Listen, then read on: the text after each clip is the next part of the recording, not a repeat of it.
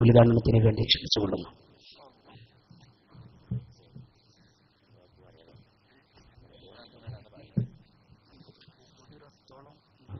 السلام عليكم ورحمة الله وبركاته. الحمد لله رب العالمين، الصلاة والسلام على أفضل المخلوقين وعلى آله وصحبه أجمعين. إن أريد إلا الإصلاح ما استطعت وما توفيقي إلا بالله، عليه توكلت إليه أنيب. ولا حول ولا قوة إلا بالله العلي العظيم. ولا حول ولا قوة إلا بالله العلي العظيم. ولا حول ولا قوة إلا بالله العلي العظيم. أعوذ بالله من الشيطان الرجيم. بسم الله الرحمن الرحيم. يرفع الله الذين آمنوا منكم والذين أوتوا العلم درجات. صدق الله مولانا العظيم. اذكروا محاسن موتاكم وكفوا عن مسابيهم. صدق رسول الله. ألا يا رسول الله كنت رجاءنا وكنت بنا برا ولم تك جافيا. وعلى محمد سيدنا ومولانا മുഹമ്മദ്. ബഹുമാനപ്പെട്ട അധ്യക്ഷരെ, വേദിയിലുള്ള മഹാന്മാരായ ഉലമാക്കളെ, ഞാൻ ആരും പേരെടുത്ത് പറയുന്നില്ല, അബ്ദുൽ ഖാദർ ഫൈസൊക്കെ ഇപ്പോൾ എത്തിയിട്ടുണ്ട്. ബഹുമാനപ്പെട്ട ഉസ്താദിനോടുള്ള ആദരവാണ് ഈ സദസ്സ് ഇനിയും കൂടുമെന്നാണ് ഞാൻ പ്രതീക്ഷിക്കുന്നത്. ആലിമീങ്ങളൊക്കെ എത്തും, അറിഞ്ഞാൽ എല്ലാവരും എത്തും. എല്ലാവരുടെയും സാന്നിധ്യം, മോമിനുകൾ, സഹോദരന്മാർ, സുഹൃത്തുക്കൾ, സത്യവിശ്വാസികൾ, എല്ലാവരുടെയും ഈ സാന്നിധ്യം, ഈ സദസ്സു, ഈ സംഗമം മഹാനായ റബ്ബുൽ ഇസ്സത്ത് നമ്മിൽ നിന്ന് നല്ലൊരു അമലായി, സ്വാലിഹായ അമലായി സ്വീകരിക്കുമാറാവട്ടെ. റഹ്മാനായ റബ്ബെ, മഹാനായ ഉസ്താദവറുകൾ, അവരുടെ ദർജ നീ വർദ്ധിപ്പിച്ചു കൊടുക്കണേ തമ്പുരാനെ. അവരുടെ ദർജ നീ ഉയർത്തി കൊടുക്കണേ തമ്പുരാനെ. അവരെ ഷറഫിനെ നീ ഇനിയും ഉയർത്തണേ തമ്പുരാനെ. അവർ തെളിയിച്ച പന്താവിലൂടെ മുന്നേറാൻ ഞങ്ങൾക്ക് നീ തൗഫീഖ് നൽകണേ തമ്പുരാനെ. അവരെയും ഞങ്ങളെയും മുത്തുനബിയുടെ കൂടെ സ്വർഗ്ഗലോകത്ത് നീ സംബന്ധിപ്പിക്കണേ തമ്പുരാനെ. ബിറഹ്മതിക യാ റഹ്മാൻ റഹീം. പ്രിയപ്പെട്ട സഹോദരന്മാര്, നേതാക്കളെ, സുഹൃത്തുക്കളെ, പണ്ഡിതന്മാര്, വിശുദ്ധ ഖുർആനിൽ അല്ലാഹു റബ്ബുൽ ഇസ്സത്ത് ഓർമ്മപ്പെടുത്തിയതാണ് യർഫഇല്ലാഹുല്ലദീന ആമനൂ മിൻകും, നിങ്ങളിൽ ഈ ഈമാനുള്ള ആളുകൾ, വല്ലദീന ഊത്തുൽ ഇൽം, വിജ്ഞാനം നൽകപ്പെട്ട ആളുകളും അല്ലാഹു റബ്ബുൽ ഇസ്സത്ത് അവർക്ക് വലിയ ഔന്നിത്യം നൽകും. ഞാനും നിങ്ങളുമൊക്കെ മരിച്ചുപോയാൽ 1 കൊല്ലമോ 2 കൊല്ലമോ കഴിഞ്ഞാൽ നമ്മളെപ്പറ്റി സ്മരിക്കാൻ ഈ ദുനിയാവിൽ ഒരു പക്ഷെ ആരുണ്ടായില്ലെന്ന് വരും.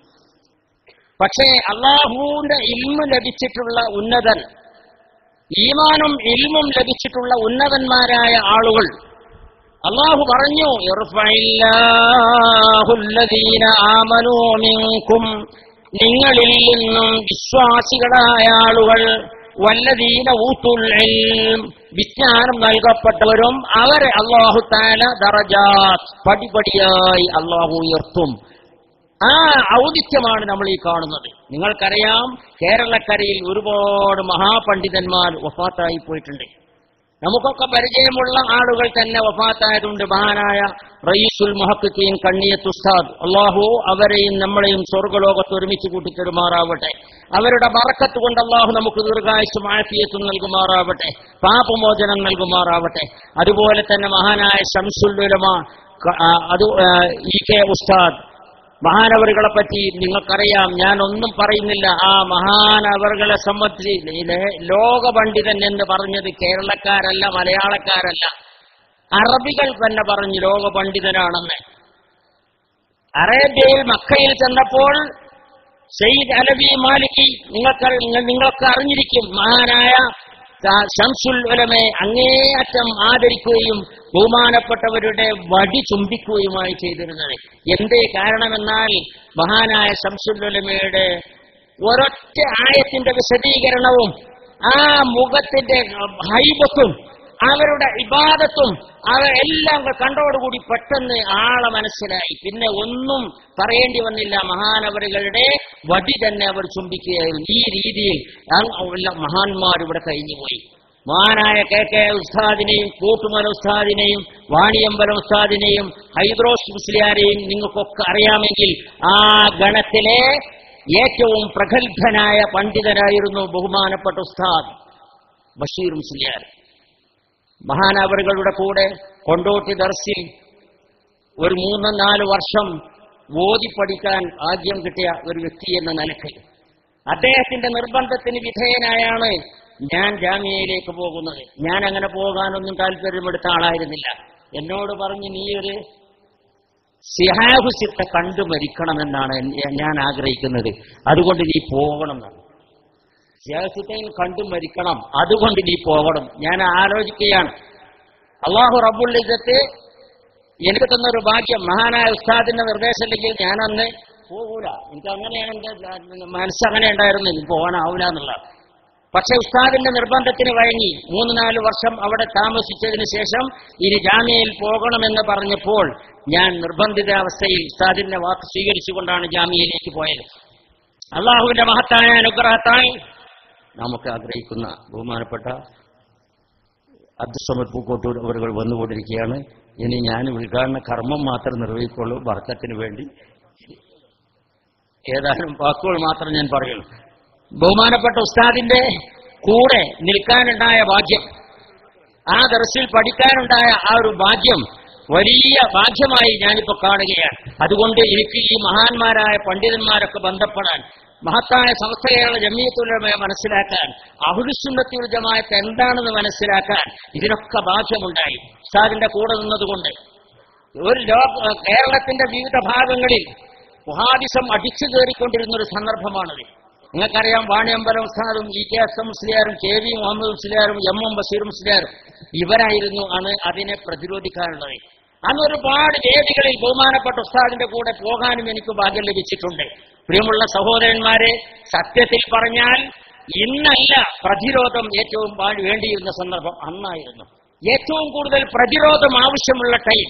ആ സന്ദർഭത്തിൽ അതിശക്തമായി പ്രതിരോധിക്കാൻ കഴിവുള്ള വാക്ധോരണികളായിരുന്നു മഹാനായ ഉസ്താദ് അവരുടെ. ഏറ്റവും വലിയ പ്രഭാഷകൻ, നല്ല പ്രഭാഷകൻ. ആ പ്രഭാഷണം തന്നെ വളരെ സരളമായ, സുന്ദരമായ, ലളിതമായ ശൈലിയിൽ ഏതൊരാൾക്കും തിരിയുന്ന, എന്നാൽ അഭ്യസ്തരായ ആളുകൾക്കും വലിയ ഭാഷാശുദ്ധിയോടുകൂടി സംസാരിക്കുമെന്ന് പറയുന്ന ജമാഅത്തെ ഇസ്ലാമിക്കാർക്കൊക്കെ ബഹുമാനപ്പെട്ട MM ബഷീർ മുസ്ലിയാർ അവരുടെ പ്രസംഗം ദിവസങ്ങളോളം കേട്ടാലും അവരെ സംബന്ധിച്ചിടത്തോളം ഒന്നും പറയാനുണ്ടായിരുന്നില്ല. അവരുടെ IPSന്റെ പ്രസിദ്ധീകരണങ്ങളിൽ ഓരോന്നിലും പറഞ്ഞതിന് അപ്പടി എടുത്തുകൊണ്ട് മലപ്പുറത്തൊക്കെ 10-15 ദിവസം തുടർച്ചയായി മഹാനായ ഉസ്താദ് അവരുടെ പ്രഭാഷണം കൊണ്ടാണ് മലപ്പുറത്ത് നിന്ന് ജമാഅത്തെ ഇസ്ലാമി കെട്ടി പോകേണ്ടി വന്നത്. പിന്നെ അവർ കാര്യമായി ഒന്നും അവർക്ക് ഉണ്ടാക്കാൻ കഴിഞ്ഞിട്ടില്ല. അവിടെ ഇപ്പോഴും കഴിഞ്ഞിട്ടില്ല, അവർക്ക് പുരോഗതി ഉണ്ടാക്കാൻ കഴിഞ്ഞിട്ടില്ല. ബഹുമാനപ്പെട്ട ഉസ്താദിന്റെ പ്രഭാഷണങ്ങളായിരുന്നു അത്. ഞാനതൊന്നും വിശദീകരിച്ചുകൊണ്ട് പറയാൻ ഈ സമയം ഉപയോഗപ്പെടുത്തുന്നില്ല. ഓരോ വിഷയങ്ങളും അങ്ങനെ തന്നെ. ഓരോ വിഷയങ്ങളിലും അദ്ദേഹത്തിനുണ്ടായിരുന്ന കഴിവ്, എല്ലാ വിഷയങ്ങളിലും തൗഹീദും ശിർക്കും അദ്ദേഹത്തിന്റെ മാസ്റ്റർ പ്ലാനായിരുന്നു. അത് ഒരു പ്രധാനപ്പെട്ട ഒരു വിഷയം തന്നെയാണ്. അത് ഒരു വലിയ വളരെ സുന്ദരമായ രീതിയിൽ, വളരെ ലളിതമായ രീതിയിൽ ഉപരി ആ വിഷയങ്ങൾ ഇങ്ങനെ കൈകാര്യം ചെയ്താൽ നമുക്കൊക്കെ ഒരു അതെന്തെന്നില്ലാതെ അത് നമുക്ക് അത് ഹൃദയത്തിൽ ഒതുങ്ങി നിൽക്കും. അത്രയും വലിയതായിരുന്നു തൗഹീദും ശിർക്കും. ഞാനിങ്ങനെ ഓർക്കുകയാണ്, ലാ ഇലാഹ ഇല്ലല്ലാഹ്, ഇതാണല്ലോ കലിമത്തു തൗഹീദ്. അഫ്ളു മാ ഖുൽതു അന വന്നബിയ്യൂന മിൻ ഖബ്ലി ഖൗലു ലാ ഇലാഹ ഇല്ലല്ലാഹ്. ഇതിങ്ങനെ പറഞ്ഞുകൊണ്ട് ലാ ഇലാഹ ഇല്ലല്ലാഹ്. എന്താണ് ഈ ലാ ഇലാഹ ഇല്ലല്ലാഹയുടെ അർത്ഥം? അല്ലാഹു അല്ലാതെ വിളിക്കാൻ മറ്റാരുമില്ലെന്നാണോ? ഓരോരുത്തരോട് സദസ്സിൽ ഞാൻ ചോദിക്കുക. അല്ല, എല്ലാവരും പറയല്ല. അല്ലാഹു അല്ലാതെ മൗലൂദാകാൻ പറ്റിയ ഒരാളില്ല എന്നാണോ? അല്ല. അല്ലാഹു അല്ലാതെ നേർച്ചയാക്കാൻ പറ്റാറില്ല എന്നാണോ? ഇങ്ങനെ ഓരോന്നും ഇങ്ങനെ എടുത്തുകൊണ്ട് സദസ്സിലെ ആൾക്കാരോട് ഇങ്ങനെ ചോദിച്ചുകൊണ്ട് സരളമായ ശൈലി ഒരു അദ്ദേഹത്തിന്റെ ആ പ്രഭാഷണം. എന്നിട്ട് അദ്ദേഹം പറഞ്ഞപ്പോ ആരാധന ചെയ്യാൻ അള്ളാഹു മാത്രമേ ഉള്ളൂ. ഇതാണല്ലോ എല്ലാവരും പറയുന്ന അർത്ഥം. എന്നാൽ പിന്നെ എന്താ ആരാധന എന്ന് നമുക്കൊന്ന് പരിശോധിച്ച് നോക്കാം. ആരാധന എന്താണെന്ന് പരിശോധിച്ച് നോക്കാം എന്ന് പറഞ്ഞുകൊണ്ട് ആരാധനയെന്ന് വിശദീകരിച്ചു കൊടുക്കുകയാണ്. ആരാധന എന്ന് വിശദീകരിച്ചു കൊടുക്കുന്നു. എന്താണ് ആരാധന? കഴിഞ്ഞകാല പണ്ഡിതന്മാർ മുഴുവനും, കഴിഞ്ഞകാല മുഫസ്സിരീകൾ മുഴുവനും, കഴിഞ്ഞകാല ഉലമാക്കൾ മുഴുവനും അവരുടെ ഗ്രന്ഥങ്ങളിൽ പറഞ്ഞത് തഫ്സീർ റാസി എടുത്തുകൊണ്ടും മറ്റും മഹാനവറുകൾ ഉദ്ധരിക്കുന്നു. അഖ്സാഗായത്തിൽ ഖുദൂഇ വതദല്ലുൽ, അങ്ങേയറ്റത്തെ വിനയം, അങ്ങേയറ്റത്തെ താഴ്മ, അങ്ങേയറ്റത്തെ എളിമത്വം, ഇത് പ്രകടിപ്പിക്കപ്പെടുന്ന ഒരുത്തൻ അല്ലാഹു മാത്രമേ ഉള്ളൂ. അപ്പൊ അങ്ങേയറ്റത്തെ താഴ്മ പ്രകടിപ്പിക്കാനും അങ്ങേയറ്റത്തെ വിനയം കാണിക്കാനും അങ്ങേയറ്റം നിങ്ങൾ അനുസരിക്കാനും അർഹതപ്പെട്ടവൻ അല്ലാഹു മാത്രം എന്നാണ് ലാ ഇലാഹ ഇല്ലല്ലാഹയുടെ അർത്ഥം. എന്നല്ലാതെ സഹായം ചോദിക്കാൻ എന്നല്ല. സഹായം ഇവിടെ ആരോടും ചോദിക്കാം, ആരോടും ചോദിക്കാം, ജീവിച്ചിരിക്കുന്നവരോടും ചോദിക്കാം, മരിച്ചവരോടും ചോദിക്കാം, കിട്ടിയോ കിട്ടിയില്ല എന്നുള്ളത് പിന്നെ ആലോചിക്കാം. തിരിച്ചിരിക്കുന്നവരോടും ചോദിക്കാം, മരിച്ചവരോടും ചോദിക്കാം, എല്ലാരോടും ചോദിക്കാം, യാതൊരു സംശയമില്ല. മധുകൾ പറയൽ ആരെ മധുവും പറയാം, എല്ലാവരുടെ മധുവും പറയാം. പ്രവാചകന്മാരുടേത് പറയാം, ഔലിയാക്കളുടേത് പറയാം, വേറെ ഏതെങ്കിലും ആളുകളുടേത് പറയാം, എല്ലാവരുടെയും പറയാം. അതൊന്നും കുഴപ്പമില്ല, യാതൊരു കുഴപ്പമില്ല, യാതൊരു വിരോധമില്ല. ലാ ഇലാഹ ഇല്ലല്ലാഹ് അതൊന്നും വിരുദ്ധല്ല.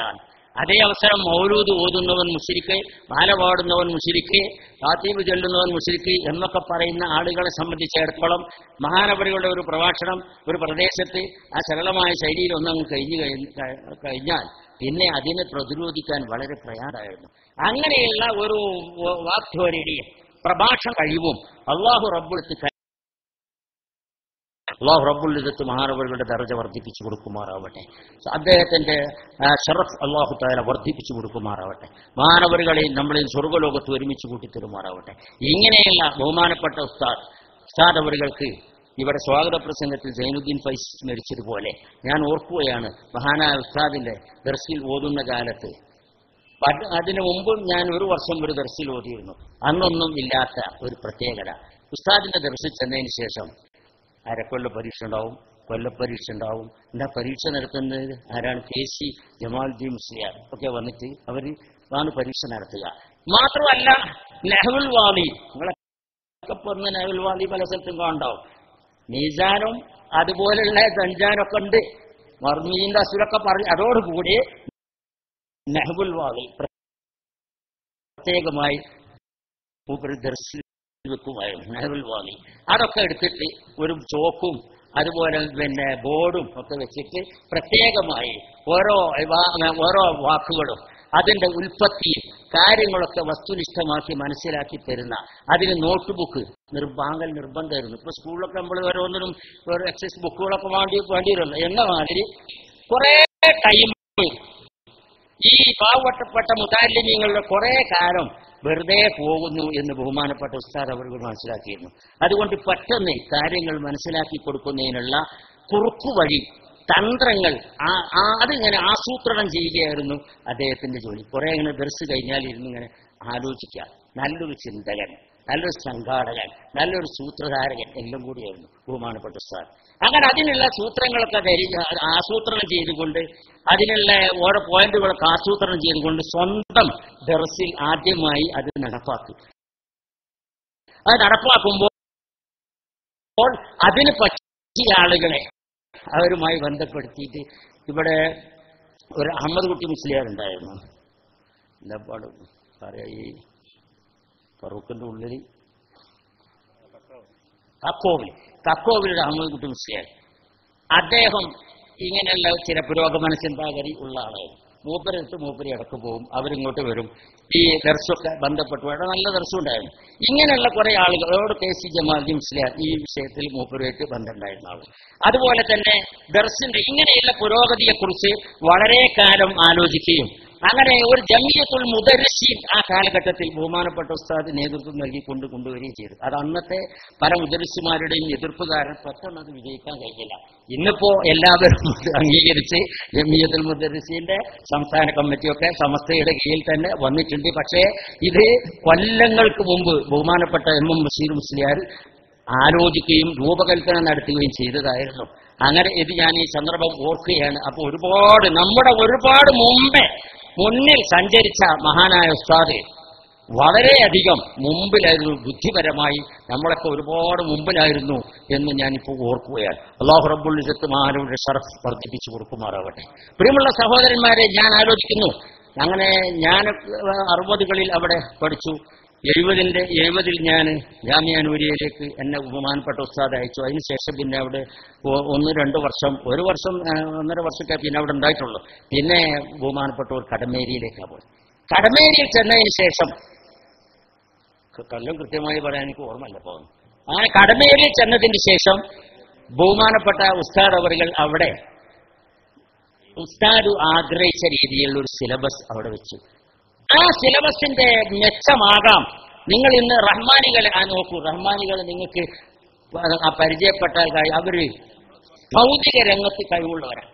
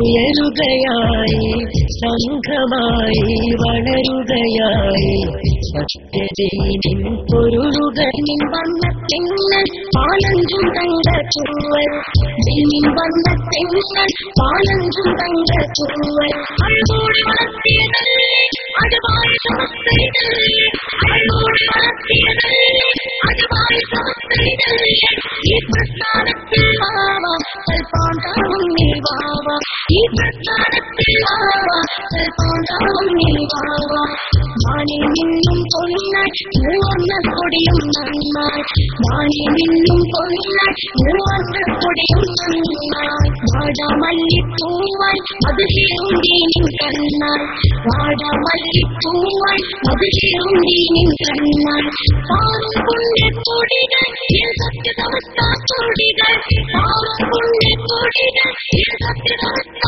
കൊടികൾ ആ കൊടികൾ എത്താൻ ബാബ ഈ പ്രസ്ഥാനത്തിൽ ബാബ ആ കൊടികൾ എത്താൻ ബാബ ഈ പ്രസ്ഥാനത്തിൽ ബാബ മുല്ലക്കോയ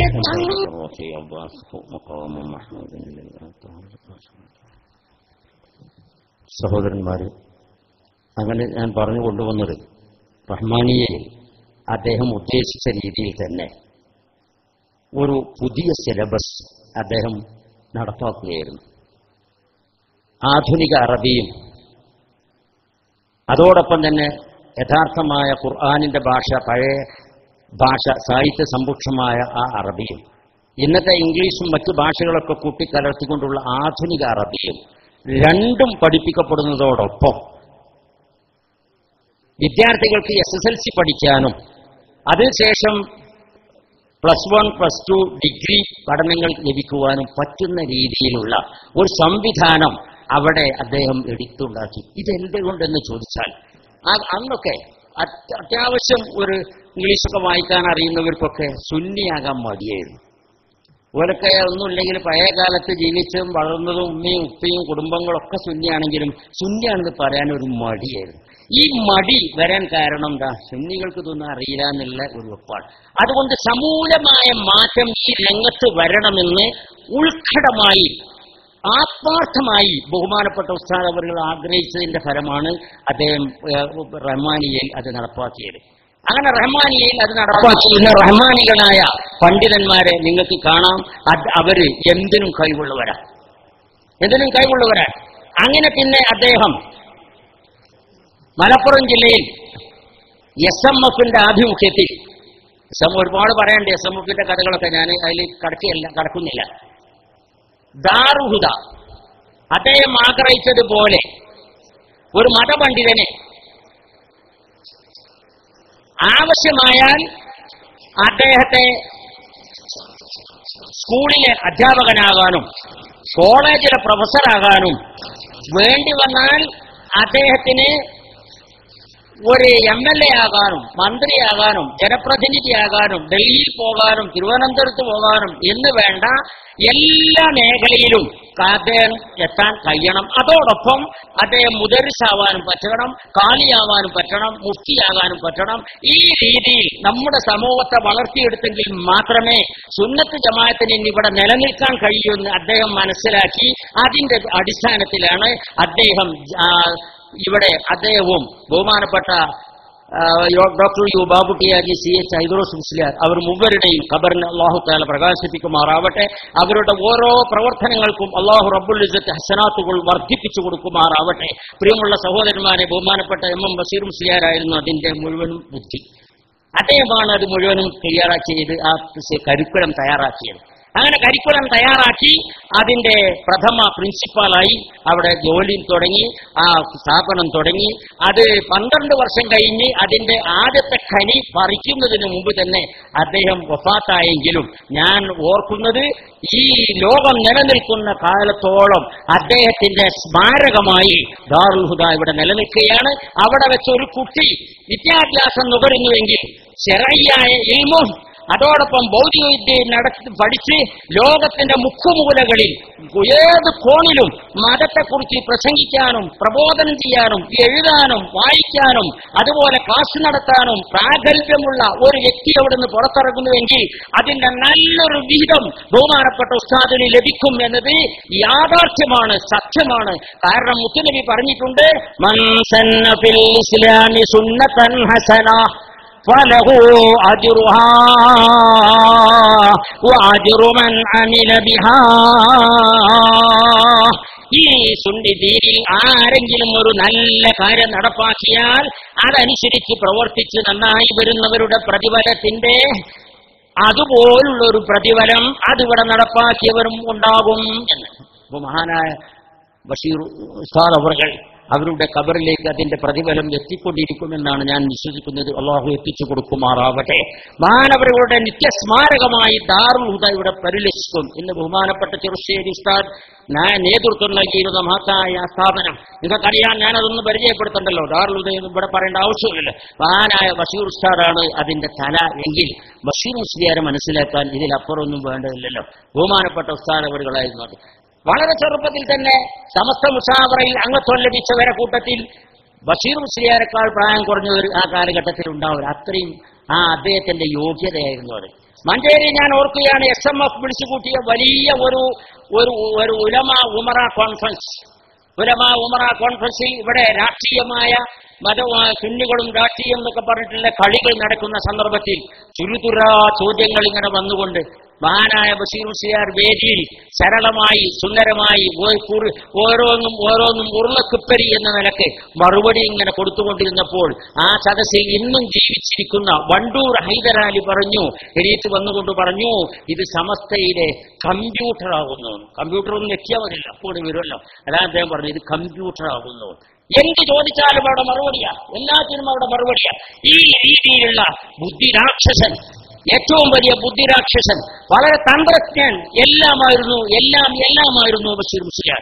അല്ലാഹു റബ്ബുൽ ഇസ്സത്ത് പറഞ്ഞല്ലോ, വല്ലവനും ഹിക്മത്ത് നൽകപ്പെട്ടാൽ ഫഖദ് ഊതിയ ഖൈറൻ കസീറാ, പെരുത്ത് ഖൈർ നൽകപ്പെട്ടവരായി എന്ന്. ആ ഖൈർ വാരിക്കൂട്ടിയ മഹാനാകുന്നു ഈ പള്ളിയുടെ ചാരത്ത് അന്ത്യവിശ്രമം കൊള്ളുന്നത്. അല്ലാഹു അവർക്ക് നിത്യശാന്തി നൽകുമാറാവട്ടെ, അവരുടെ ഖബറിനെ അല്ലാഹു പ്രകാശിപ്പിക്കുമാറാവട്ടെ. പ്രിയമുള്ളവരെ, അല്ലാഹു റബ്ബുൽ ഇസ്സത്ത് അവന്റെ ദീൻ ഖിയാമത്ത് നാൾ വരെ നിലനിർത്തുന്നതിന് ഇതുപോലുള്ള ചില മഹാന്മാരെയാണ് ഇവിടെ വിനിയോഗിക്കുന്നത്. വാനലോകത്തേക്ക് നാം ഇങ്ങനെ കണ്ണുരുട്ടി നോക്കുമ്പോൾ നമുക്കവിടെയൊക്കെ കാണാം ചില നക്ഷത്രങ്ങളുടെ ഒരു പ്രകാശം. ഈ പ്രകാശം പോലെ ആ ആകാശമണ്ഡലത്തിന്റെ ആളുകൾക്ക് ഇങ്ങോട്ട് നോക്കിയാലും ചില നക്ഷത്രങ്ങൾ കാണാനുണ്ട്.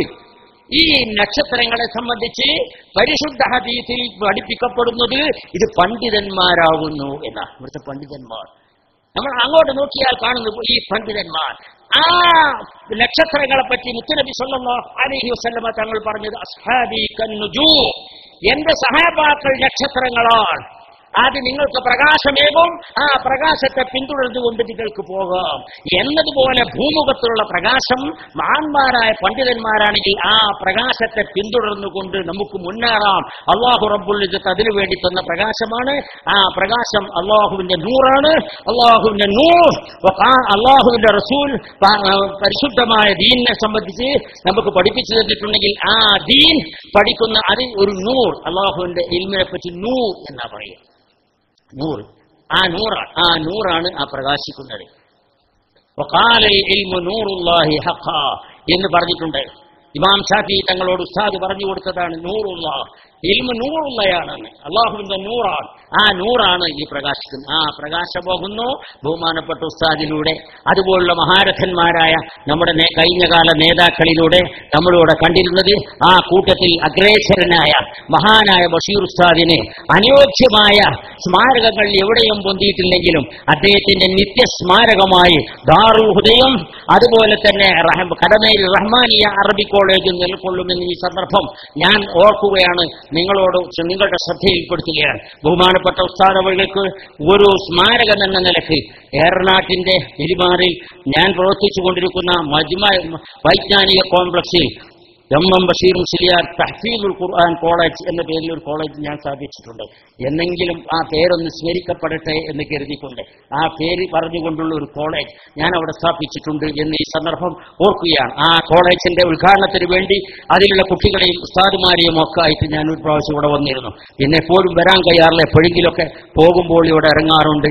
അല്ലെങ്കിലും ഓരോ കൊല്ലവും ആ കുട്ടികളുടെ കുറെ കുട്ടികൾ ഹാഫിലിങ്ങളായി പുറത്തിറക്കി അവർക്ക് ഇത് കൊടുക്കുന്ന സന്ദർഭം, അവർ ഹിഫ്ലിന് വേണ്ടി മഹാന്മാരായ ഉസ്താദുമാർ അതിന്റെ പരിശോധന നടത്താൻ വേണ്ടി വരുന്ന സന്ദർഭം ബഹുമാനപ്പെട്ട ബഷീർ മുസ്ലിയാർക്ക് വേണ്ടി പ്രത്യേകമായ പ്രാർത്ഥന നടത്താറുണ്ട് എന്നും അത് ഒരു കാര്യം ഞാൻ നിങ്ങളെ ഓർമ്മപ്പെടുത്തി എന്ന് മാത്രം. നല്ല കാര്യം പറയുമ്പോൾ അത് മറ്റുള്ളവർക്കൊരു പ്രചോദനമാകാൻ വേണ്ടി പറയുകയാണ് എന്നല്ലാതെ റിയാവിന് വേണ്ടി പറയുകയല്ല, മറ്റുള്ളവർക്കും പ്രചോദനമാകാൻ വേണ്ടി ഞാൻ പറയുന്നു എന്ന് മാത്രം. നല്ലൊരു കാര്യങ്ങൾ ചെയ്താൽ നമ്മൾ പത്രങ്ങളിലൊക്കെ കൊടുക്കും, അതൊക്കെ റിയാവ് വരുന്നറിഞ്ഞ് കൊടുക്കാക്കണ്ട. അത് കൊടുക്കുമ്പോൾ മറ്റുള്ളവർ അത് ചെയ്യാൻ അത് പ്രചോദന, അതുകൊണ്ടാണ് നമ്മളത് കൊടുക്കുന്നതും അതുപോലെ ചെയ്ത് പറയുന്നതും ഞാൻ ഓർമ്മപ്പെടുത്തുകയാണ്. ഇനി ഞാൻ നീട്ടിക്കൊണ്ടു പോകാൻ ആഗ്രഹിക്കുന്നില്ല. പ്രിയമുള്ള സഹോദരന്മാരെ, ഇങ്ങനെയൊക്കെ ആണ്ടിലൊരിക്കൽ കൂടിയിരുന്ന് ഇവിടെ പറയണം എന്നിവിടെ ചില സഹോദരന്മാർ ഒക്കെ ഓർത്തു. അഥവാ സൈനുദ്ദീൻ ഫൈസി അവരുടെ സ്വാഗത പ്രഭാഷണത്തിൽ പറഞ്ഞു, നിങ്ങളങ്ങനെ തീരുമാനിച്ചു ഓരോ വർഷവും ആണ്ട് അത് റജബ് ജമാദുൽ അവര് 21-നാണ് ബഹുമാനപ്പെട്ടവരുടെ വഫാത്ത് നടന്നത്. അന്ന് ഇവിടെ ഇങ്ങനെ കൂടും എന്ന് നിങ്ങൾ പറഞ്ഞു. വളരെ സന്തോഷകരമായ കാര്യമാണത്. കാരണം ഒരാളെ പറ്റി കൊല്ലത്തിലൊന്ന് സ്മരിക്കുന്നതിൽ ഒരുപാട് കാര്യമുണ്ട്. ഫിൽ കിതാബി മറിയം, ഫിൽ കിതാബി ഇദ്രീസ്, ഇങ്ങനെ ഒരുപാട് കാണാം.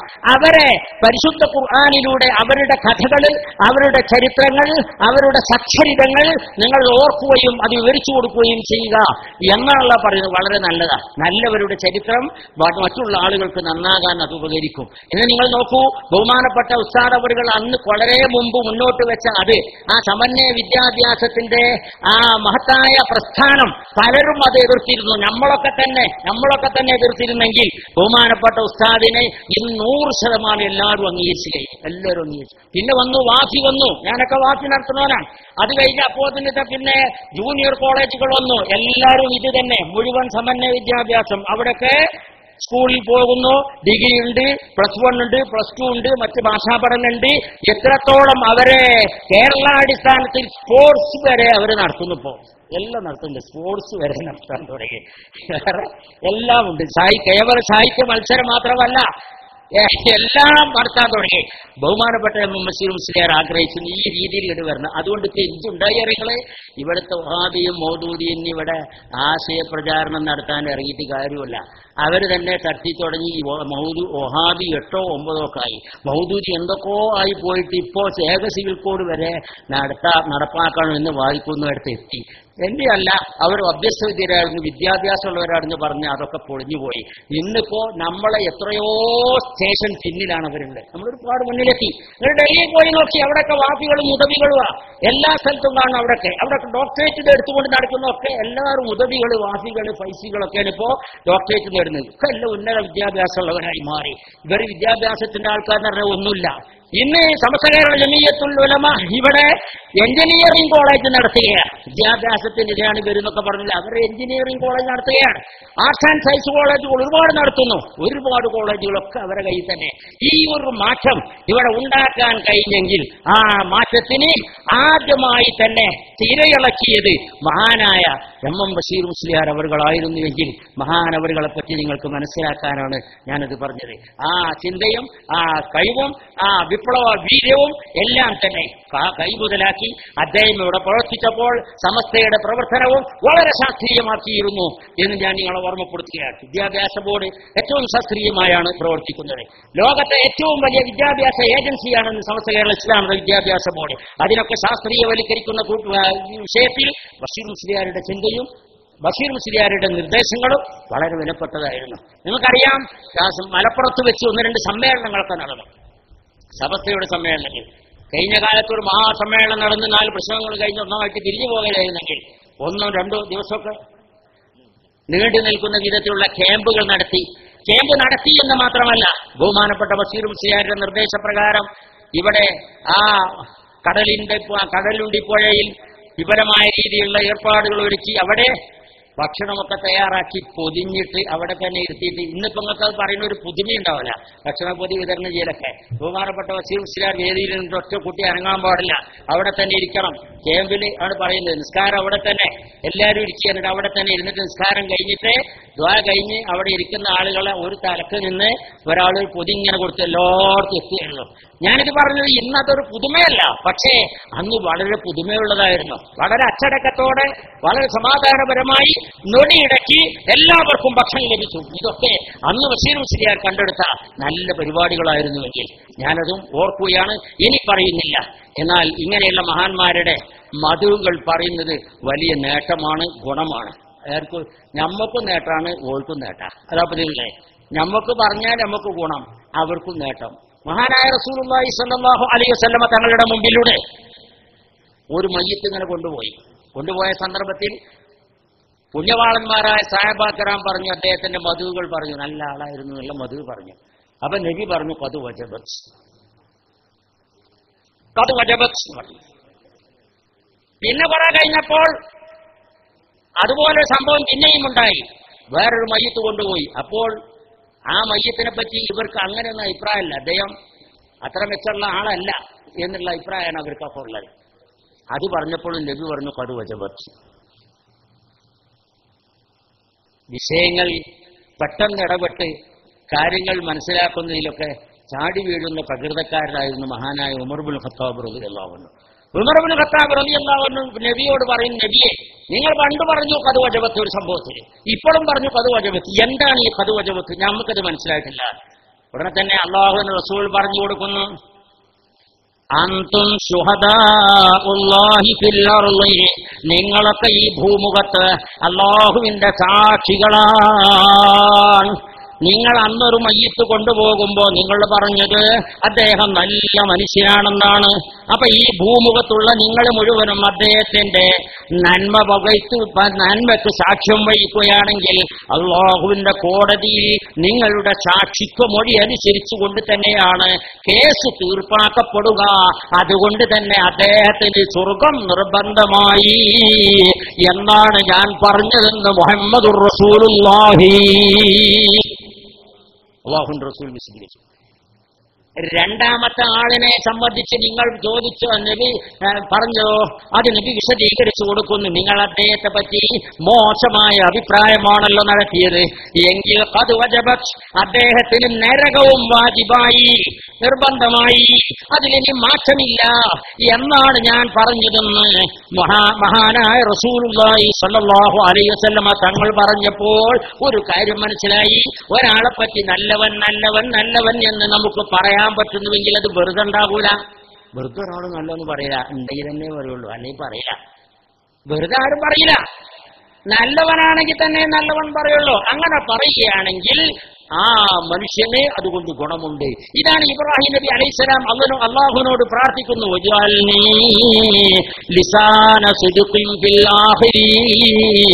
അവസാന കാലം വരെ ജീവിക്കുന്ന ജനങ്ങളിൽ നല്ല നിരക്ക് പ്രകീർത്തിക്കപ്പെടുന്ന വ്യക്തിത്വം എനിക്ക് നീ നൽകണം തമ്പുരാനെ എന്ന് ഇബ്രാഹിം നബി അലൈഹിസ്സലാം പ്രാർത്ഥിക്കാൻ കാരണം. അപ്പോൾ ഓരോരുത്തരും നിന്ന് ഗുണം പറഞ്ഞാൽ നേട്ടമുണ്ട്. അപ്പൊ അതുകൊണ്ട് നമ്മൾ ഉസ്താദിനെ കുറിച്ച് നല്ല അഭിപ്രായങ്ങൾ പറയുകയാണെങ്കിൽ ഉസ്താദിന് നേട്ടം. നമ്മൾക്കോ നല്ലൊരു ഗുണം പറയാൻ വേണ്ടി അല്ലാഹു റസൂൽ പറഞ്ഞിട്ട് ഉസ്കുറു, നിങ്ങൾ പറഞ്ഞോളണം, മഹാസനമൗത്താക്കും, നിങ്ങൾ ദിവംഗതരായ മാൽവ്യക്തിത്വങ്ങളുടെ ഗുണങ്ങൾ നിങ്ങൾ പറഞ്ഞുകൊള്ളുക, നിങ്ങൾ പ്രകീർത്തിക്കുക എന്ന് നബി സല്ലല്ലാഹു അലൈഹി വസല്ലം പറഞ്ഞതുകൊണ്ട് നബിയുടെ സുന്നത്താണ് നമുക്കും കൂടിയാണ്.